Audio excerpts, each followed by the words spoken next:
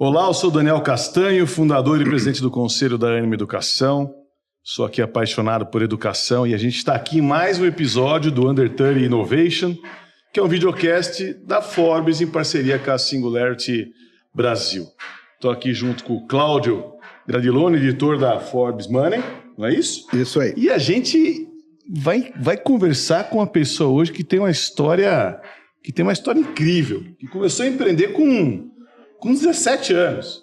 Eu acho que poucas pessoas têm já nasce com esse espírito empreendedor. A gente vai falar com o Caleb Mendes, que é CEO da Zapay, uma startup de tecnologia focada em facilitar a vida dos proprietários de veículos. E acaba de entrar na lista aqui dos jovens que até 30 anos se destacam no ramo de atuação aqui em 2022. Ele vai contar um pouquinho, não é isso, Caleb? Um pouco sobre quem é você, mas ele é formado em engenharia civil na Universidade de Brasília e ele fez a primeira empresa, aí não deu muito certo, depois é que veio aqui a Zapay, mas é um prazer enorme estar aqui com você, uma honra aqui para a gente conversar com você, muito legal tê-lo aqui conosco. Prazer é todo meu, Daniel, estar aqui com vocês, estar aqui com o Cláudio e tudo mais, acho que vou trazer uma história aí para contribuir, né? Então já começa a contar. Como é que... enfim, você entrou em engenharia civil, aí você empreendeu já em engenharia civil com 17 anos, foi em outra área, quem que te provocou, quem que te inspirou? Como é que você resolveu já, aos 17 anos, estava na faculdade, resolveu empreender fazendo o quê? Conta um pouco pra gente. É engraçado, assim, quando eu era mais novo ali, acho que uns 14 anos de idade, sempre tem aquela pergunta que todo jovem tem que responder, né? Que chega algum tio, chega a mãe, o pai, e fala, filho, o que você quer fazer quando crescer, né? E aí eu respondia que eu queria ajudar as pessoas. Era isso, era um negócio meio doido, assim. Eu sou, de certa forma, eu sou religioso também, então meu nome é bíblico, já tem uma pegada mais voltada para isso, né? E eu falava que eu queria ajudar as pessoas.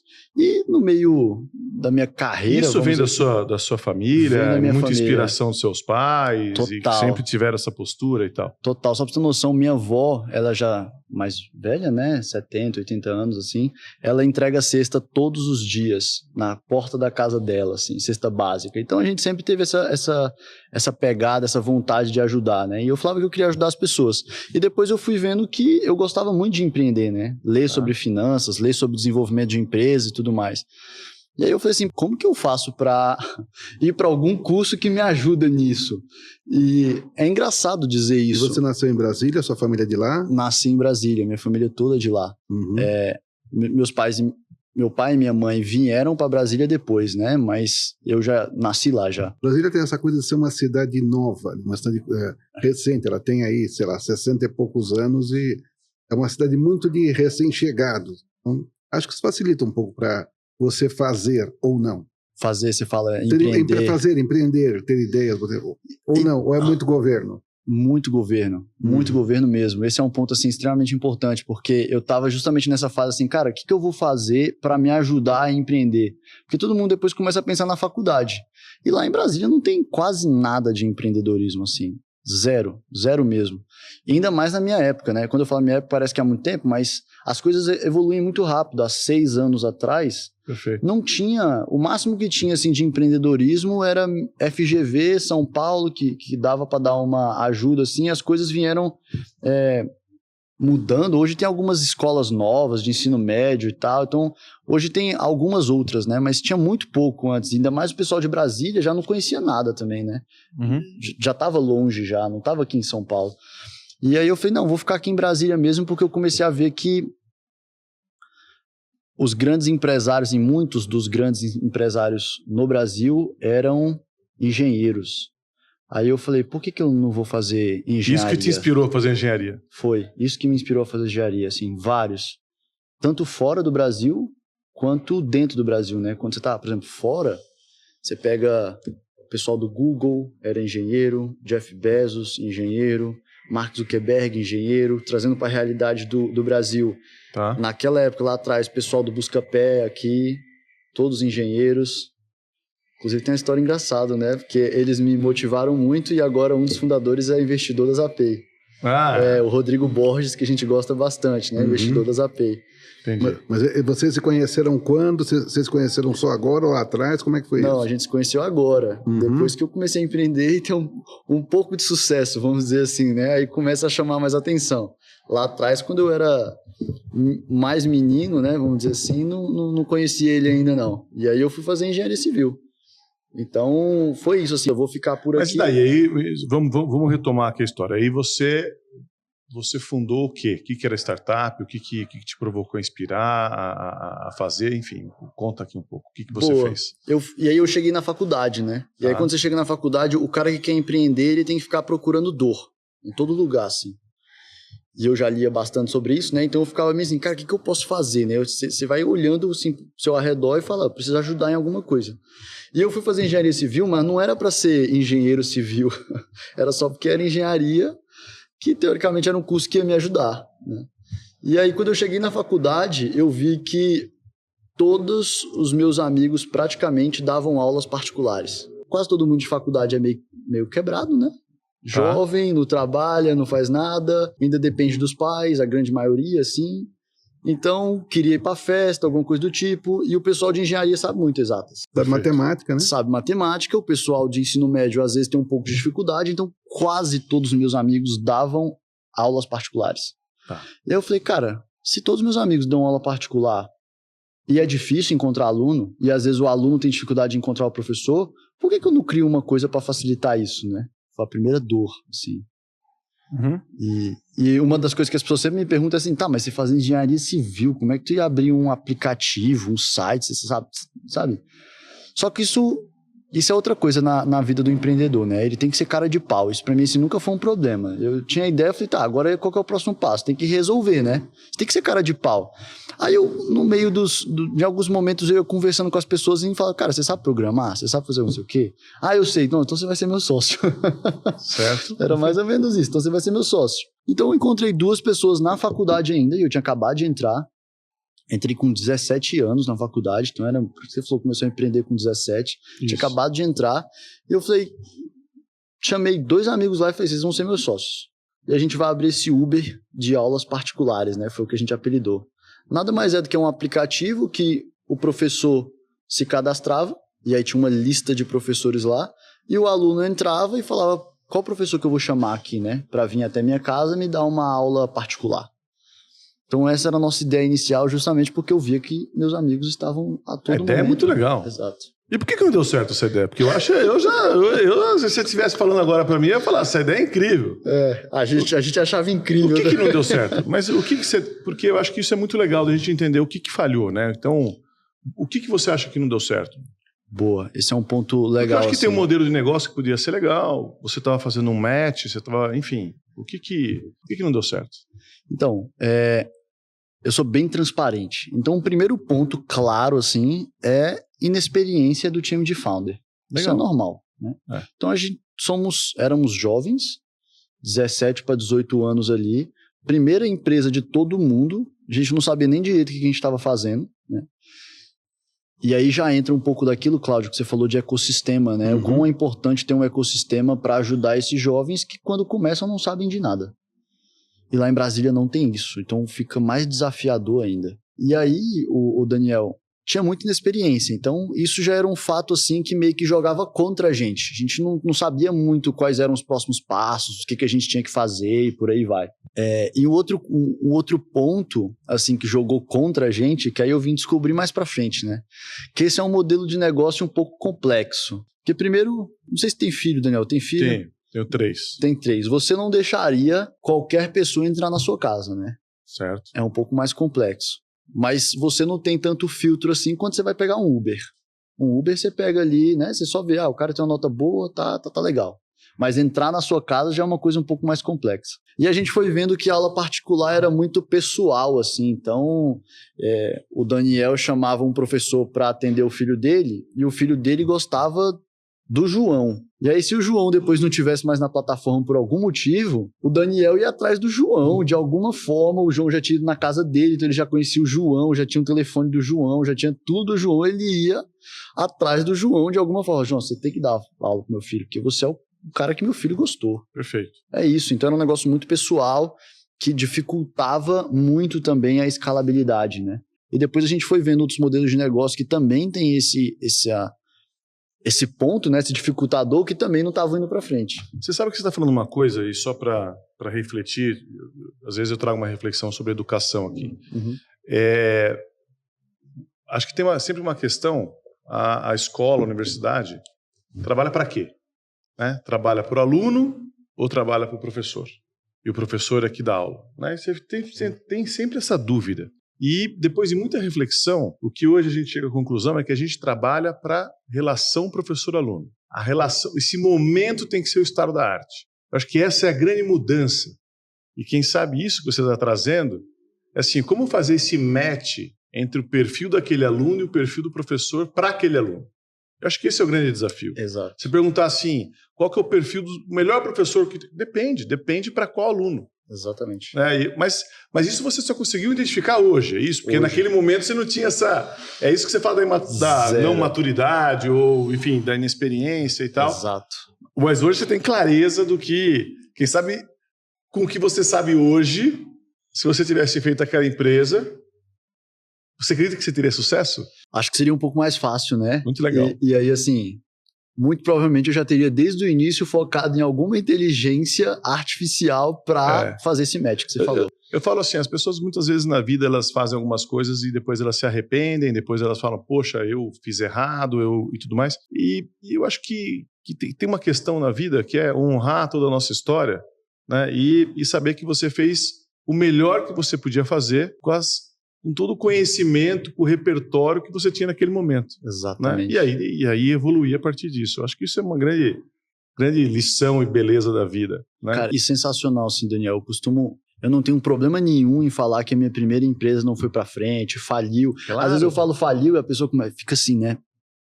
Tipo, meio, pô, ele tá falando isso e tal. Mas eu falo normalmente, porque eu costumo dizer que eu aprendi mais falindo aquela empresa lá, a Modular, do que quase que no meu curso quase todo, assim. E eu não sou contra a faculdade, eu sou a favor de faculdade. Mas é porque é tão intenso o processo que você aprende muito, sabe? Quando a gente observa mercados mais maduros e ecossistemas mais maduros de empreendedorismo, e o padrão, claro, é o mercado americano, o empreendedor que não tem uma falência no currículo, ele é menos desejado, por assim dizer. Porque a ideia do investidor é muito pragmática, né? Deixa esse cara fazer a primeira bobagem com o dinheiro de outra pessoa, não com o meu. Mas eu não conheço ninguém. Eu não conheço, você conhece isso? Não sei se você conhece. Eu não conheço nenhuma pessoa que é bem sucedida, que depois deu certo, que depois fez, que não tenha quebrado. Exatamente. Você tem que quebrar. Né? Você tem que... E aí muitas... Só que tem uma diferença que é o seguinte, tenha sempre esse espírito empreendedor. Mas... E no começo, arrisca com o CNPJ do outro, não tem problema. Né? No sentido do assim, se você vai trabalhar, ser um executivo e tal, arriscou, não deu certo e tenta e tal. É claro, não é? Você não está fazendo aquilo. E aí, mas todo mundo tem que ter esse espírito empreendedor. Aí tem um dia que você resolve arriscar, ousar. Mesmo assim, quando você quebra, você sente... Eu tenho um sócio que uma vez ele falou, a gente já estava aqui e a gente o convidou para entrar, ele entrou alguns anos depois, e vem aqui ser sócio e tal, e ele saiu de uma super multinacional, veio para cá, e ele falou assim, nossa, eu estava achando incrível ser sócio. Até o dia que você me ligou e falou assim, a gente precisa fazer um aporte de dinheiro, né? E ele falou, como assim? Você está doido? Falei, claro, a gente não tem como pagar as contas, a gente tem que fazer um aporte de dinheiro. Ele falou, naquele momento eu entendi o que é empreender. Isso é muito legal, né? Quando você quebra. Mas aí você quebrou, né? Faliu. Exato. E muitas vezes quando a gente acontece um negócio desse, trava, né? E aí, como que foi esse processo de aprendizado, ou estou chamando aqui, entre aspas, de luto e de crescimento, né? O Fênix em cima de você, o que você aprendeu naquele processo que te inspirou depois para empreender de novo, para não ter medo de empreender de novo, né? Então, como foi esse pós-modular? E logo depois da modular, você já fez a Zapay, é isso ou não? Logo depois, assim, bem rápido. Bem rápido. Uma coisa interessante, assim, é que, geralmente, as pessoas, quando elas são jovens, elas têm medo de arriscar. Só que é justamente o contrário que eu penso. Quando você é jovem, é o momento que você tem que arriscar, assim, quase tudo que você tem. Porque quando você é jovem, você tem muito menos conta pra pagar, né? Você tava falando Tem aí muito que menos você a perder. muito Sim. menos a perder. Não tem filho, às vezes não tem aluguel, não tem nada assim. Então, esse é o momento de arriscar e tentar fazer com que, vamos dizer assim, seu patrimônio financeiro, intelectual escale, sabe? Esse é o momento. Então, tinha isso muito claro na minha cabeça. Tipo assim, eu queria ser empreendedor. E agora é o momento de arriscar, assim. E quando a modular não deu certo, lógico, não é bom, né? Você sofre um pouco, não vamos também tirar esse lado. Às vezes as pessoas pregam muito o empreendedorismo romântico, mas isso pra mim não existe, é totalmente o contrário. Não foi bom, só que eu meio que não tinha plano B. Primeiro é plano A, eu quero ser empreendedor e eu vou dar certo de um jeito ou de outro. Então eu saí dali, falei, aprendi bastante coisa, eu tenho que ir pra próxima, eu não tenho outra opção. E aí meu olho já tava daquele jeito de novo, sabe, Daniel? Assim, tá, qual a próxima dor? Qual a próxima dor? Qual a próxima oportunidade? Isso é muito legal. Porque dor, na verdade, é uma oportunidade, né? Assim, tá doendo em alguma coisa, é porque tem alguma oportunidade de você solucionar. Ninguém vai comprar nada que não doa, né? Que não esteja doendo agora no presente. E às vezes as pessoas encaram a dor como algo ruim. Mas o empreendedor, na verdade, ele tem a visão de que a dor é muito bom. Na verdade, quanto mais dor, melhor para ele, porque ele vai vendo onde ele pode atuar e aonde tem uma solução viável para atender aquela dor. E tem uma diferença entre dor e incômodo. Isso. Né? O incômodo ele pode ser, às vezes, solucionado com coisas mais alternativas. E a dor é uma oportunidade sempre de você empreender para solucionar algum problema da sociedade. Exatamente. Que é aquele negócio que as pessoas falam, né? Aquele negócio aspirina ou vitamina, né? Vitamina tá mais atrelada ao incômodo, prevenção, aí é mais difícil ter um negócio. Agora, aquele negócio aspirina que a pessoa tá doendo mesmo ali e tal, você escala e vende mais fácil, né? Boa. E aí, como foi? E aí, beleza, eu comecei a procurar outra dor e é muito engraçado porque hoje a gente vai falar um pouco mais de Zapay aí mais pra frente, né? A Zapay tá no setor automotivo, fazendo pagamento de débitos veiculares e tal. E o que as pessoas sempre me perguntam é assim, Caleb, mas beleza, você estava com 20 anos nessa época, como que uma pessoa de 20 anos acordou e falou, vamos pagar débitos veiculares? Não foi assim que aconteceu, né? Esse é o ponto. Eu respondo ao pessoal, claro que não foi assim. como foi? A primeira dor que eu vi foi, cara, hoje, quando você vai num supermercado, geralmente você pega um pão e você... Hoje assim não, né? Há 6 anos atrás, né? Que a gente estava criando a Zapay há 5 ou 6 anos atrás. Então, há 5, 6 anos atrás, quando você ia no supermercado, você pegava um pão em 1 minuto e ficava 15 na fila, às vezes, para pagar o pão, né? Pegando a fila do supermercado lá. E isso era uma das coisas assim que eu ficava meio incomodado, enfurecido, vamos dizer assim. Boa. Porque pra mim eu ficava, cara, a gente já tem tanta tecnologia, por que eu tenho que pegar fila no supermercado? Qual a lógica de pegar uma fila? E às vezes você ia naqueles atacadões assim, sabe, fazer aquelas compras maiores, e aí você ficava 40 minutos numa fila, 1 hora numa fila, você ficava, isso é um absurdo. Por isso que eu gostava do supermercado 24 horas, porque eu ia de madrugada para não ter fila. Então essa era a dor inicial da Zapay, Cláudio, era fazer um aplicativo, não tem nada a ver com o que a gente faz hoje. Era fazer um aplicativo que você iria no supermercado, ou numa conveniência, ou o que quer que seja, escanearia o QR Code do produto, faria um carrinho dentro do seu smartphone, pagaria pelo smartphone e teria algumas antenas na saída do supermercado ou do lugar que iria fazer a conferência desses produtos como um todo, né? Essa era a ideia inicial da Zapay. Brilhante. E a gente estava testando essa ideia, né? Só que foi até engraçado um dia, o Daniel, eu tava com o Stélio do Mercado Livre, né? Fundador do Mercado Livre. Aí eu contei essa história pra ele, né? Aí ele olhou assim pra mim, falou, do caralho, né? Só que muito difícil também. Que negócio complexo que vocês estavam pensando, né? Complexo demais, assim. E na época a gente não sabia que era tão complexo. E agora você tem, a Amazon tem lojas assim nos Estados Unidos, não sei se tem aqui já aqui tem, né? Também tem uma outra loja que não tem, né? Já tem aqui também, enfim. Amazon Go e tal. Amazon Go e tal, acho que foi a primeira que fez isso aí. Exatamente. Só que olha para você pensou antes da Amazon Go, né? Porque isso aí foi antes. Só que também, olha para a Amazon Go. É uma tecnologia lá do caramba. Tipo, você tira o produto, aí a prateleira sente que você tirou o produto, aí ela já contabiliza, você bota no... É tecnologia de todos os lugares. E a gente não tinha o dinheiro que a Amazon tem, né? Claro. Então a gente tinha que tentar enxugar essa tecnologia. Só que é complexo, porque você entra num atacadão, tem 100 mil produtos lá, E aí você precisa ter todos os QR Codes cadastrados na sua plataforma, saber quanto que isso custa, fazer a conferência. Ou seja, a gente começou a adentrar e a gente começou a falar, cara, onde a gente está se enfiando? Só que tem uma coisa que eu gosto muito no empreendedor, é que raramente ele começa e termina no mesmo negócio. Raramente, assim, é os casos. E eu costumo dizer que para você crescer como empreendedor, você precisa meio que estar como se fosse na parada do trem ou do ônibus, sabe? Porque aí quando o trem passa ou o ônibus passa, você pega. Agora, se você não estiver na parada, você não vai pegar nada nunca na vida, né? Ou seja, você tem que estar ali tentando buscar isso aí que você coisa. está falando é muito legal, né? A gente fala muito que as pessoas que hoje em dia não é nem o mais rápido, mais forte, mais inteligente, mais esperto, com mais contato que vai ter, que vai vencer. É o que tem a maior adaptabilidade, é o que é mais flexível, Exato. é o que é mais do que flexível, é o que é mais permeável. Permeável é isso, você está lá, você está preparado, mas você tem uma permeabilidade para entender, você não tem os seus dogmas, você sabe para onde você vai, mas você vai seguindo de uma maneira muito mais fluida. Exatamente. Né? Então, eu acho que isso é muito legal, quer dizer, o empreendedor não é isso, você estava lá e você ficou dropando as suas ideias, sempre com um objetivo, com uma intenção, com um time incrível, mas você vai se adaptando e mais, né? E tem que ser rápido essa adaptação. E como que foi isso? Porque isso aí é muito legal. Você começou de um lado e aí você tá... Você foi para um lugar muito diferente. Não, assim, poucos anos, né? Sai de uma empresa que é um Uber de aulas particulares, vai para uma empresa, uma fintech de pagamento de QR Code e depois pivota totalmente para outra área, né? Então, assim, você vê essa loucura, essa flexibilidade que você está falando aí. E aí a gente estava testando esse produto, né? E aí a gente começou, não, vamos testar numa conveniência de posto de gasolina o produto. A gente já tinha criado o aplicativo, já tinha feito algumas coisas, vamos testar numa conveniência de posto de gasolina. Só que, cara, já foi outro erro, né?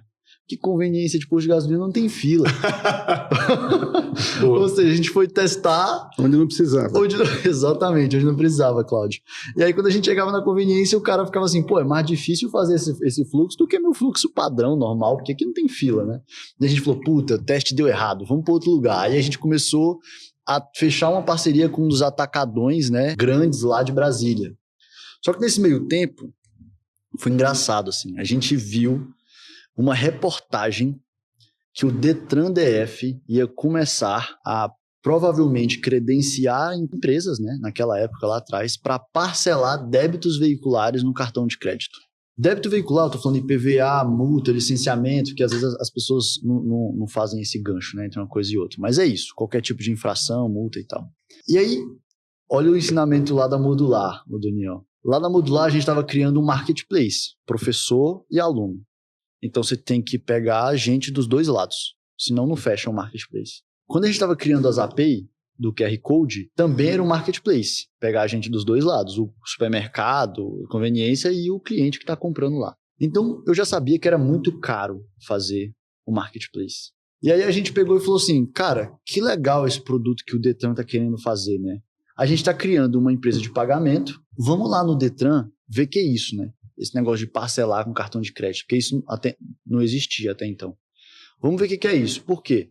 Porque o Detran vai servir como um parceiro muito grande de marketing, porque ele vai ter que divulgar o serviço novo que ele está criando.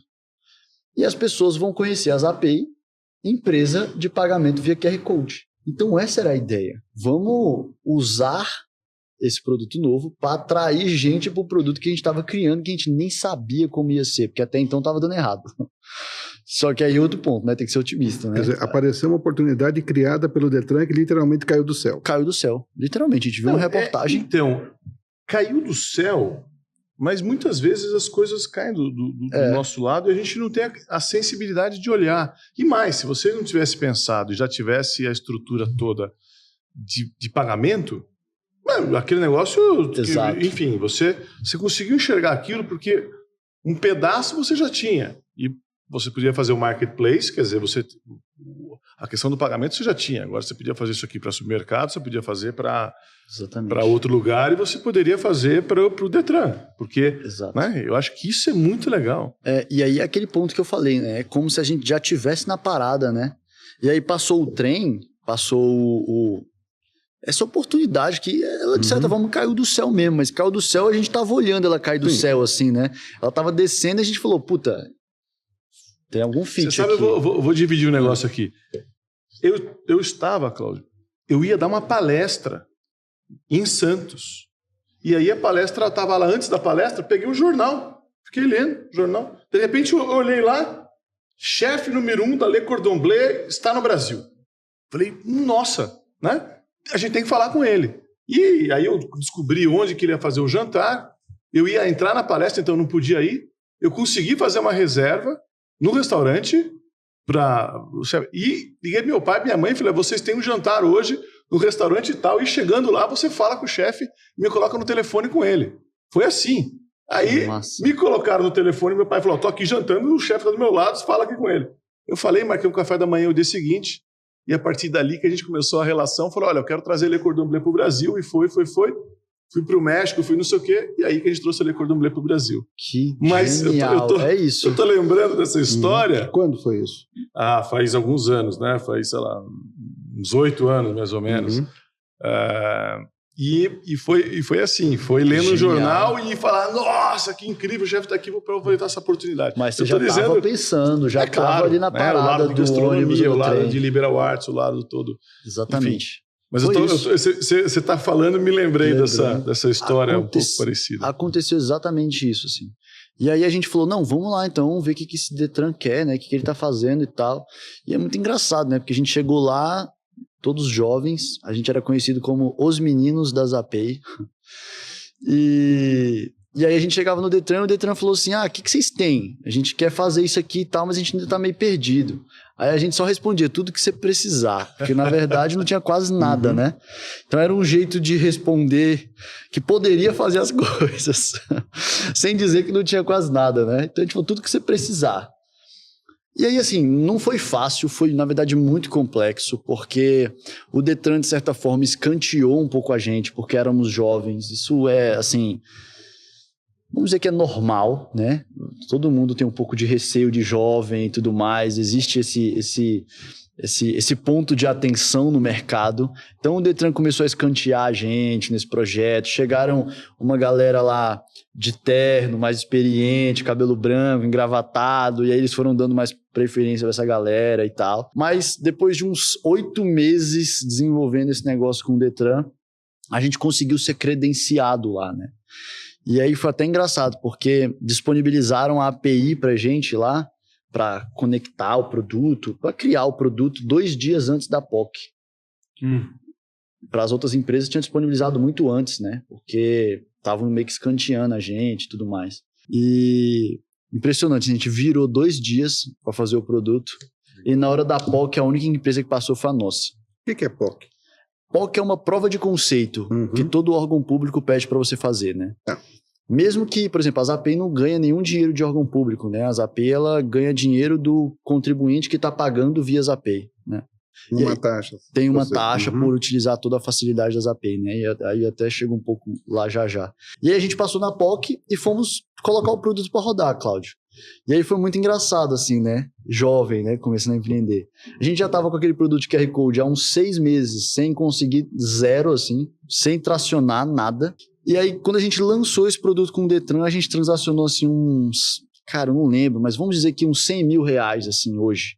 Em um dia. Perto de nada foi de 0 para 100 mil. Exato, 0 para 100 mil. E aí tem uma coisa que geralmente as pessoas me perguntam, tipo assim, Caleb, como que eu sei que eu encontrei o Product Market Fit, né?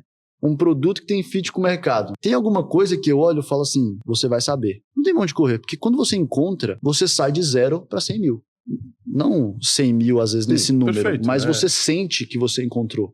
Você vê a facilidade na hora de vender o produto. Você percebe que você mudou de fase. Isso, você percebe que você mudou de fase. Você tem essa sensação, esse feeling que você mudou de fase, né? E foi isso que aconteceu. A gente falou, no outro dia a gente tava assim, que isso, pô, tá... Eu fiquei 2 anos de modular, faturando quase nada, depois 6, 7, 8 meses com aplicativo de QR Code sem faturar nada, no outro dia 100 mil. Então você percebe que você mudou de fase. E onde está a Zapay hoje? Conta pra gente aqui o tamanho, enfim. Boa. A Zapay hoje, ela tá no Brasil todo. Tá. A gente tá nos 27 Detrans, né, que são os 26 estados, mais DF. Então, estamos no Brasil todo. A gente tem parcerias com grandes players no mercado. Então, Sem Parar, Connect Car, Veloz, você consegue pagar seus débitos lá dentro, tudo powered by Zapay. Porto Seguro, Webmotors, PicPay, dentre outras aí no mercado. A gente já passou de 1 bilhão de TPV, né? Tá com um time de 180 pessoas, crescendo. Até o final do ano a gente deve chegar uns 200. E temos muita coisa para fazer, né? Tem um aplicativo, e-commerce e tudo mais. Vamos trazer outros produtos para ajudar esses proprietários de veículos agora. Então tem muita coisa para fazer ainda. Hoje é a maior plataforma para, enfim... De débitos veiculares. De débitos veiculares, é isso? Exatamente, a maior plataforma de débitos veiculares do Brasil. Só para deixar isso um pouco mais claro. Por exemplo, eu tenho lá que pagar meu licenciamento do meu carro. Eu pago isso, por cartão de crédito. Como é que a Zapay entra nessa? Onde que vocês estão nesse processo? Legal. Você entra em alguma plataforma da Zapay, né, com placa e CPF hoje. A gente consegue buscar todos os seus débitos, porque a gente tem conexão com todos os Detrans a nível Brasil. A gente lista todos esses débitos que você tem hoje e você escolhe a forma que você quer pagar, porque até então você só conseguia pagar à vista. E você não tinha essa facilidade de busca hoje que a gente proporciona. Você paga hoje no cartão de crédito, paga no Pix, na Zapay, 2 cartões, Pix mais cartão, boleto parcelado e por aí vai. Então a gente dá uma flexibilidade imensa. Fora que a gente começa a ser o concierge do seu veículo ainda. A gente começa a te alertar quando você toma multa para você não perder os 20% de desconto. Só para você ter uma noção, Cláudio, mais de 4 bilhões de reais são perdidos todo ano porque as pessoas não pagam as multas no dia e elas têm 20% de desconto se elas pagarem antes do vencimento da multa. Então são 4 bilhões de reais que estão saindo do bolso do brasileiro que nem deveriam. Única e exclusivamente porque eles não têm a facilidade, a flexibilidade de pagamento e por aí vai, né? Então a gente criou uma jornada extremamente simples e trazendo flexibilidade na hora do pagamento.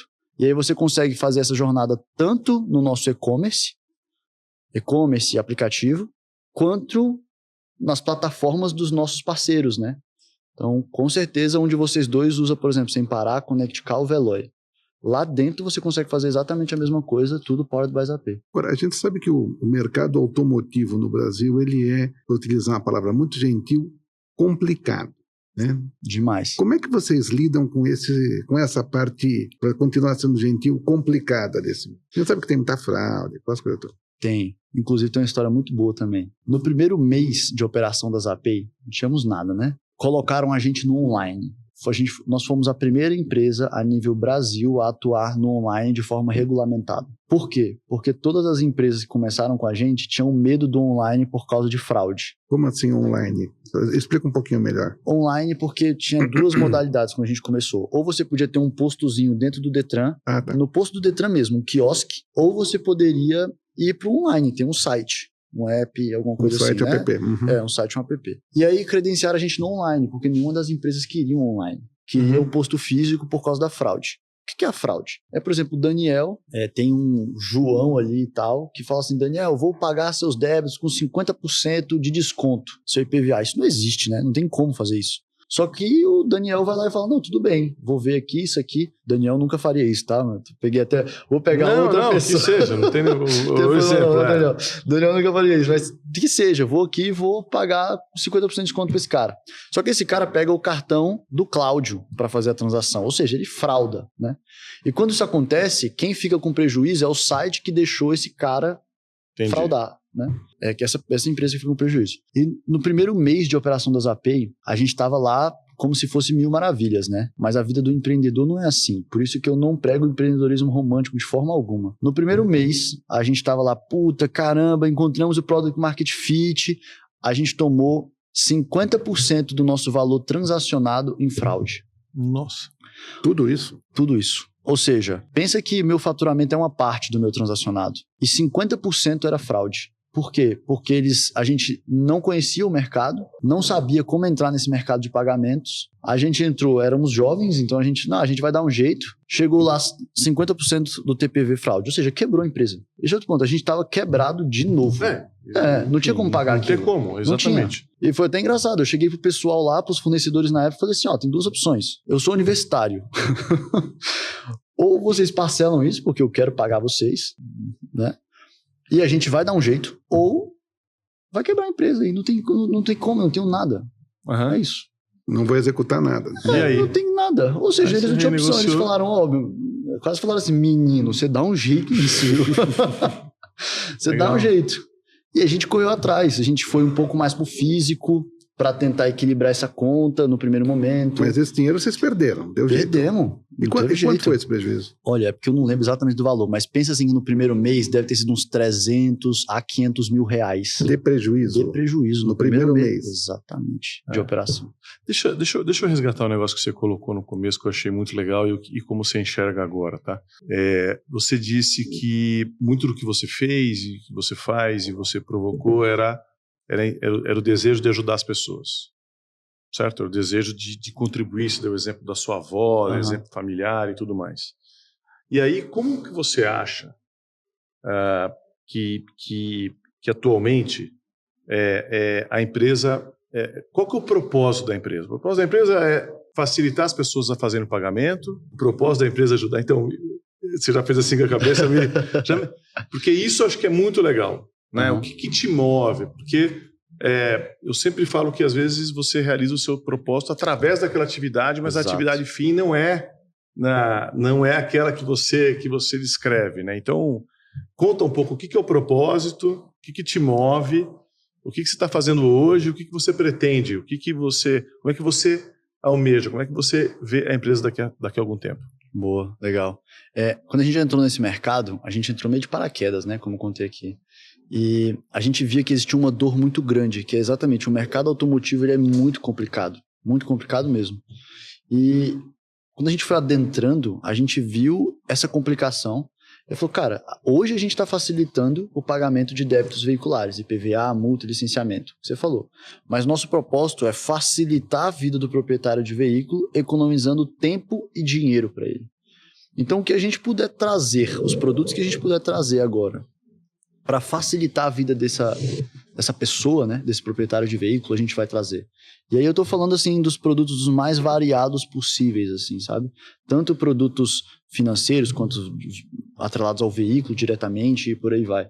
Então, e é engraçado isso, porque desde o início do papo aqui eu falei que o meu grande objetivo de vida era ajudar, né? E hoje estamos ajudando milhões de pessoas. Muito legal. E aí hoje, Caleb, você é uma pessoa que eu já vi algumas vezes, né, vídeos teus e tudo mais, ajudando outras empresas a se tornarem fintech também. Quer dizer, então, porque eu acho que hoje você faz 2 coisas. Você está lá, os API, e tudo mais, mas ao mesmo tempo você é um inspirador, é um provocador e traz assim, olha, independente do que você faz, eu vou te ensinar um pouco, vou querer dividir um pouco o que a gente aprendeu aqui para que você transforme a sua empresa numa fintech e tal. De onde veio isso? Isso aqui, será que é um resgate das 2 coisas? Lá atrás, de você ensinar, junto com o que você aprendeu nas APIs, você juntou as suas 2 experiências e você está criando algo que não é uma nova empresa, mas é a Caleb querendo dividir isso. Como você enxerga isso? E explica um pouco o que você tem feito a respeito para que ajude as outras empresas a se tornarem fintechs, assim. É aquilo que você falou, né, Daniel? O cara vai quebrando tanta cara que depois ele falou, vem por esse caminho aqui para não quebrar a cara igual eu quebrei, né? Mas é um pouco disso, assim, é um sentimento que eu sempre tive de devolver um pouco do que eu ganhei, assim, sabe? Do sucesso que eu fui alcançando. E junta com esse meu objetivo de vida de ajudar as pessoas. Então, no meio do caminho, eu comecei a entender muito sobre esse mercado de fintechs, muito assim mesmo, por causa das API. E comecei a ver outras empresas começarem a se fintechizar, né? Então, pensa comigo, assim, hoje, toda empresa no fim do dia está procurando uma forma de se fintechizar. Você pega a Magalu, tá criando um banco lá dentro, aí você pega a Rappi, tá criando também o seu mecanismo ali, interno financeiro, aí você pega lá fora, né, Alipay, quase um banco já também, empresta dinheiro e por aí vai, o WeChat Pay também. Então, você percebe que a tendência no futuro é essas empresas começarem a vender serviços financeiros também como uma forma de reter os seus clientes. Tá. Como uma forma de, não, cara, resolve tudo aqui, né? A XP, que era uma corretora, agora já é um banco, tem cartão, tem tudo. Então, você vê essa tendência no mercado.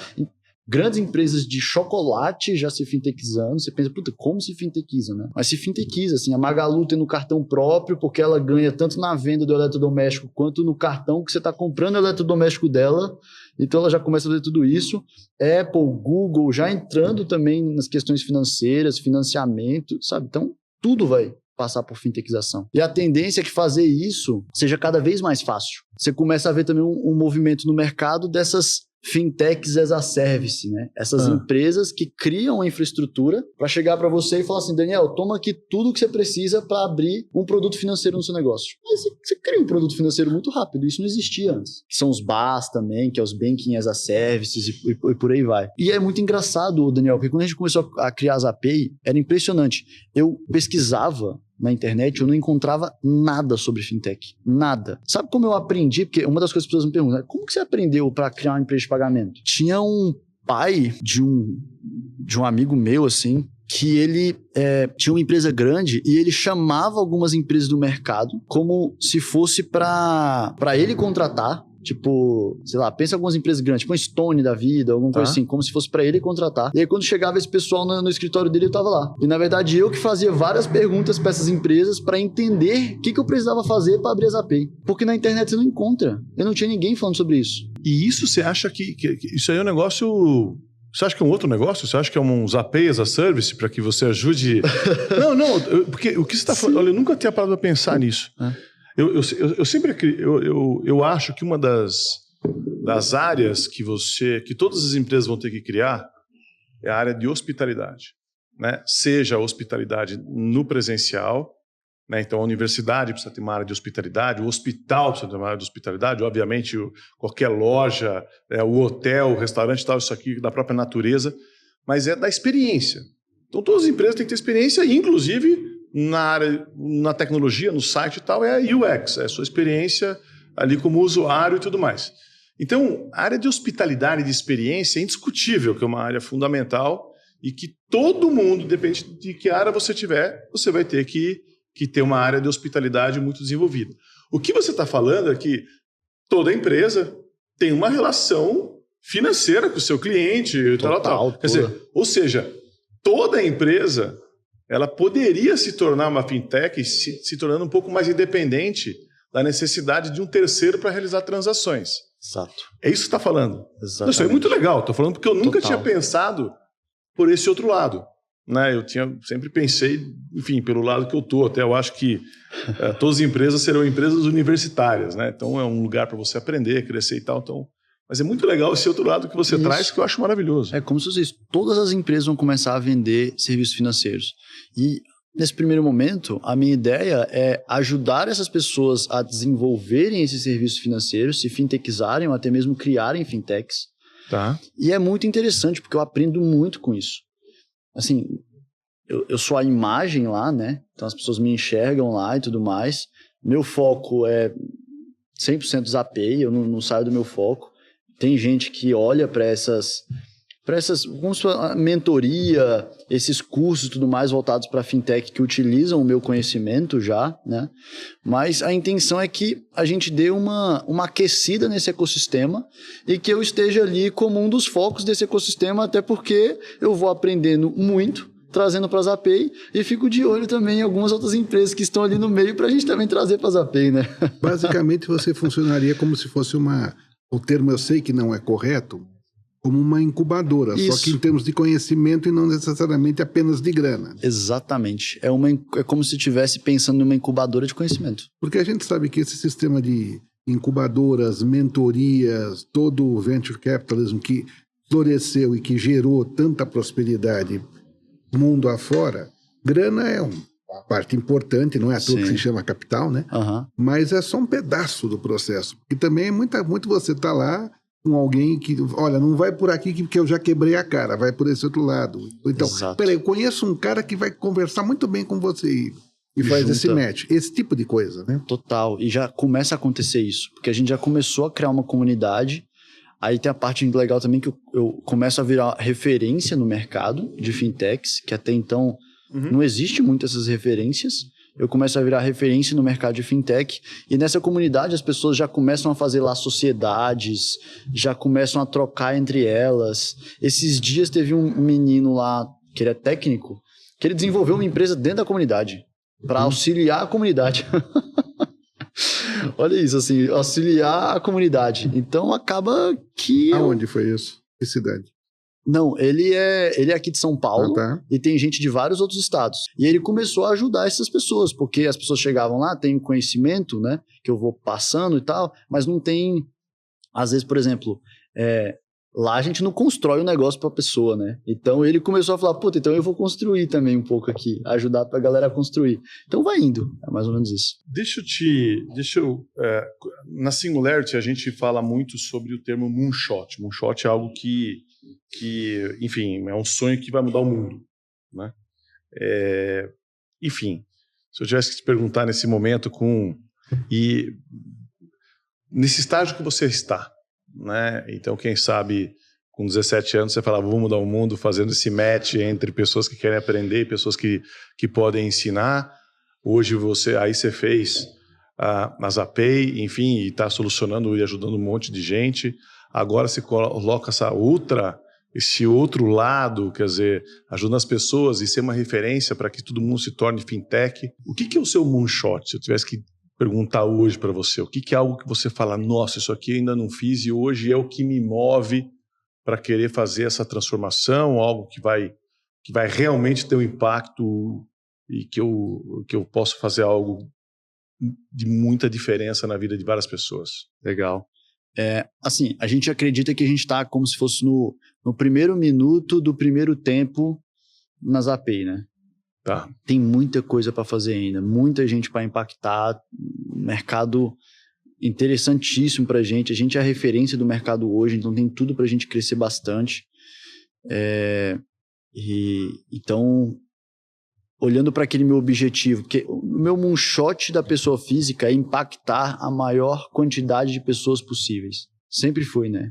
Tá. Então, quando eu trago isso para os negócios, é justamente na Zapay criar hoje o maior ecossistema veicular do Brasil e, dentro desse meio termo aí, se tornar uma grande referência em empreendedorismo, né, no Brasil, para ajudar, porque eu também acredito que uma das formas mais interessantes e genuínas de você ajudar as pessoas hoje é através do empreendedorismo, né? Porque, sei lá, você ajuda o João a abrir uma empresa. Ele abre uma empresa e emprega 1.000 pessoas. Aí você ajuda depois o Tiago a abrir outra empresa. Ele abre uma empresa e emprega mais uma quantidade imensa de pessoas. Então você acaba criando um ciclo. E essas pessoas empregadas vão contratar serviços Exato, de outros lugares. Então você abre um ciclo positivo. Sou um cara que acredita em energia, né? Então você acaba criando um ciclo energeticamente positivo, assim, que eu acho que não tem satisfação melhor na vida. É isso. Eu também acredito muito em energia e essa vibração, enfim. E eu acho que tem uma coisa que você coloca, a gente fala muito sobre as diferenças entre as gerações, né? Você é a geração Z, certo? Então, enfim, como é que é essa sua relação? Como é que você enxerga o que é diferente da sua geração para outras? Como que você vê hoje você trabalha com pessoas, todo mundo da sua idade na empresa, tem conflito de geração. Tem conflito não, mas tem diferença de gerações. Como que você olha, quer dizer, você não tem ninguém melhor do que alguém da própria geração Z, de super sucesso, com esse espírito todo que você tem, para se descrever e para entender como que você enxerga as outras, assim. Legal. Assim, sim, sou da geração Z, mas também vejo os pontos positivos e os pontos negativos da geração Z hoje, né?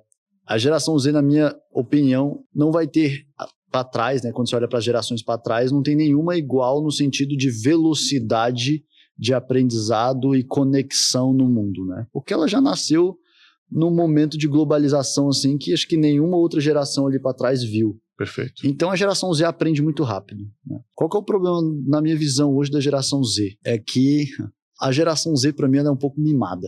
E é por isso que eu sempre falo que eu não gosto de falar sobre qualquer tipo de empreendedorismo romântico. Inclusive quando as pessoas perguntam assim para mim, você é qual tipo de líder? Eu sou aquele líder que inspiro as pessoas e mostro que o trabalho duro traz resultado. O trabalho duro e a resiliência traz resultado, sabe? Uhum. Então eu inspiro as pessoas a trabalharem bastante, a correrem atrás do que elas querem. E um dos pontos que eu vejo hoje na geração Z é que eles não gostam muito de frustração. A gente não gosta muito de frustração, trabalho duro não é muito a nossa pegada, porque a gente aprende rápido, a gente quer tudo muito de forma ágil. Resiliência, né, que está um pouco atrelada a um pouco de paciência também não é muito nossa pegada, porque é tudo muito rápido na nossa geração da mesma forma. Então acaba sendo uma geração meio mimada. Olha, eu vou te contar um segredo. Nas gerações anteriores também não gostam de frustração. Não? Ninguém gosta de frustração. A questão é como é que você reage a ela. Isso, Mas Gostar eu acho... mesmo ninguém gosta. Esse é um ponto legal. Mas eu acho que tem um pouco disso. E aí, o meu ponto precisa haver uma mescla, porque essa mescla traz benefícios muito interessantes. Eu falei pontos muito positivos da geração Z aqui. Não tem nenhuma geração que aprende tão rápido quanto essa geração. Só que, em termos de frustração, eu acho que, pelo menos por experiência, as gerações anteriores estão um pouco mais acostumadas já. Mas deixa eu contar uma coisa que me surpreendeu positivamente. Eu tenho uma carreira aí mais ou menos extensa, né, como jornalista. Eu brinco que eu escrevo sobre finanças há 2 impeachments, 5 moedas e 17 ministros da Fazenda, né? E eu fiz durante um tempo eu fui trabalhar numa fintech, passei um tempo lá. Que legal. E a pessoa que trabalhava comigo, do meu lado, perdão, ele tinha nascido no ano em que eu me tornei editor do jornal Estado de São Paulo. Ou seja, eu era literalmente o mais velho. Eu olhei aquele bando de gente, todos com idade para ter filhos, quase. Eu falei, meu Deus, vamos lá, né? Eles vão me olhar tipo, esse aí tá com base no sistema de cota. Eu me surpreendi, não, sério, eu olhei e falei, esses caras vão me olhar como um dinossauro, né? Uhum. Me surpreendi com a acolhida generosa e carinhosa que eu recebi. A geração Z, ela pode ter aí uns problemas, mas do ponto de vista de alguém bem mais velho, é muito mais tolerante e muito mais, entre aspas, acolhedora do que, por exemplo, Isso. Caras da minha idade olhariam para você e diriam, moleque. Caras da sua idade olham para mim e falam, vamos ver o que esse cara tem a dizer. Você sabe que você colocou esse ponto, eu acho que o grande segredo, e eu também concordo, muitas vezes a gente fala da diversidade, e muitas vezes em relação à diversidade você trata, a diversidade tem que ter homem, tem que ter mulher, tem que ter negro, tem que ter a descendente disso, daquilo, tem que ter pessoal do Nordeste, do Sul e tal. E tem uma diversidade também em relação a pessoas que têm mais experiências e menos experiência.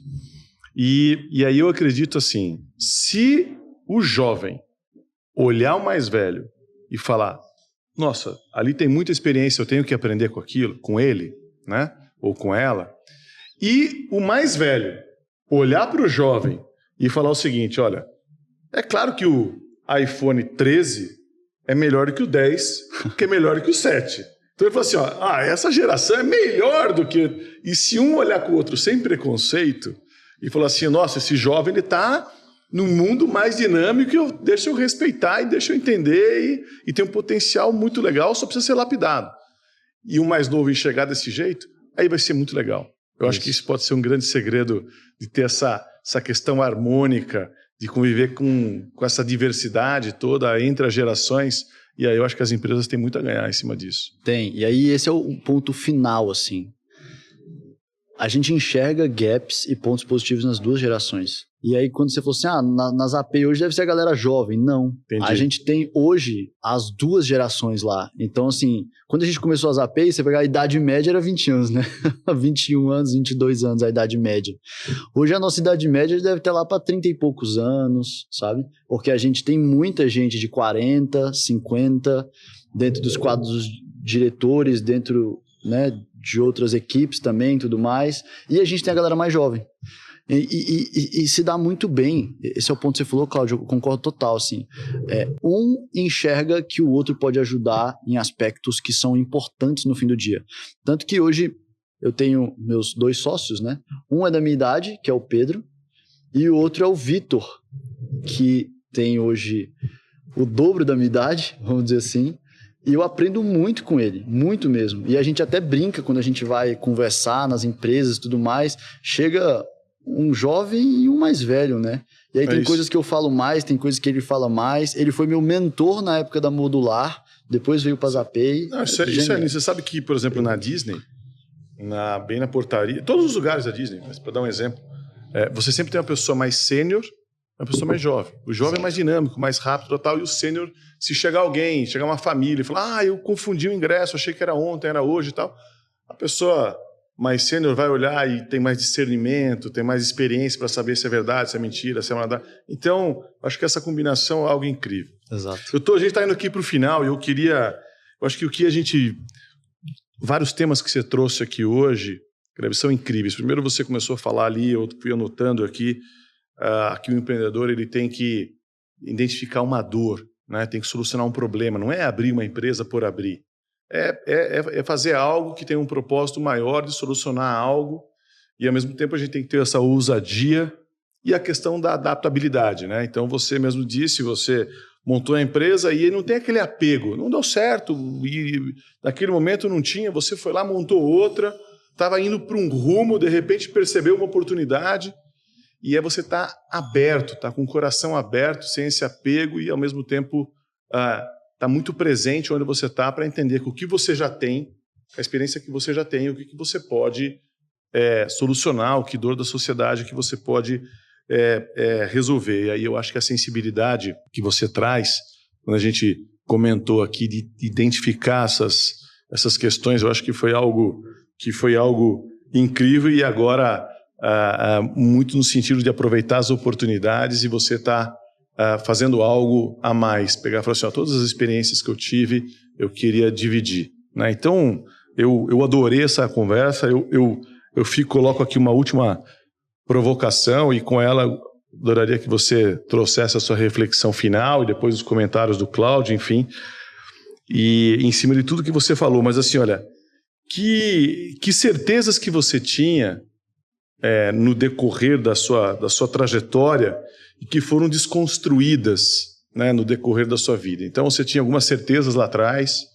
e você trazia elas e elas foram desconstruídas com toda a história que você vem construindo e em cima dessa provocação e dividir um pouco dessa sua experiência, eu queria que você deixasse aqui a sua mensagem final e depois os comentários aqui do Cláudio. Legal. Uma certeza, assim, para mim, clássica, que eu até repeti várias vezes aqui, é que na verdade, antes eu não imaginava que seria dessa forma, né? E empreender não é fácil. Nem aqui, nem na China, nem em qualquer outro lugar. E quando você é jovem, você não imagina que isso é tão difícil. Na verdade, você acha que, não, vai ser fácil. E na verdade não é. Não é mesmo, assim. Um grande ponto também de aprendizado grande, assim. Não sei se eu poderia dizer que era uma certeza minha lá atrás, que eu pensava um pouco diferente, mas vamos dizer que é um aprendizado importante. É que você não chega em lugar nenhum sozinho. Quando eu comecei, eu imaginei que daria para eu mais 3 pessoas fazer um negócio gigante, né? E depois, quando você vai construindo um negócio, você vai vendo que não é 3, é tipo 3.000, né? E você precisa dessa diversidade de gente, de pessoas com idades diferentes. Com 6 meses eu já fui atrás de gente que eu até brinco com meu sócio, de cabelo mais branco e tal, porque precisava dessa diversidade. Então você não chega em nenhum lugar, ainda mais se for longe, sozinho, assim, sabe? E para finalizar, assim, um aprendizado que para mim sempre fez muito sentido, né? Algo que lá atrás também eu não pensava dessa forma, né? A importância de você criar um negócio rentável. Porque quando a gente começa novo, a gente começa a empreender, você olha muito para os Estados Unidos, né? A primeira coisa que, né, os caras... Você olha lá, WhatsApp, Facebook, não sei o quê, e aí você começa, tipo assim, vou criar um negócio aqui e depois eu vejo como eu ganho dinheiro. Isso no Brasil é complexo pra caramba, assim. E outra coisa, isso é exceção da exceção, né? Que é o que a gente enxerga. Às vezes a gente encara a exceção como regra. Certo. E não é. Então a importância de você realmente resolver uma dor, porque quando você realmente resolve uma dor, você consegue criar algo rentável, porque as pessoas querem pagar por aquilo. Então são 3 pontos assim que para mim são sensacionais, assim, que eu fui meio que desconstruindo alguns pensamentos meus durante a jornada. Porque eu também nunca fui aquele cara de ter muitas certezas, não. Eu sempre fui aquele cara bem aberto. Muito bem. Cláudio. Bom, sua jornada, Caleb, é uma jornada muito interessante. Você falou uma coisa que eu particularmente achei muito relevante, que é essa necessidade de você pensar o empreendimento como de fato uma empresa, ou seja, no fim do dia você tem que estar no azul, né? No fim do dia você tem que prestar um serviço, ser remunerado por ele, e essa remuneração tem que sobrar dinheiro no fim do mês, no fim do ano, no fim do trimestre, que é uma coisa que muito empreendedor esquece. Achei essa mensagem muito relevante, Caleb. Obrigado. Caleb, achei incrível a nossa conversa, um prazer enorme tê-lo aqui. Pela tua história, pela tua, enfim, por como você passa, como, enfim, tudo que você tem construído. Eu tenho certeza que a gente vai escutar falar muito de você, né? Até porque você trouxe esse outro olhar a respeito das fintechs, essa transformação que não são só startups, mas todas as empresas vão passar por isso, né? Eu achei teve um insight aqui muito legal. Né? Queria agradecer demais, adorei o papo com você e parabéns pela tua história, pelo que te move, pelo que te provoca e o quanto você divide isso com todas as pessoas. Parabéns. Eu que agradeço, pode contar sempre comigo aí que está em linha com o que eu quero, né? Meu objetivo de vida. Obrigado.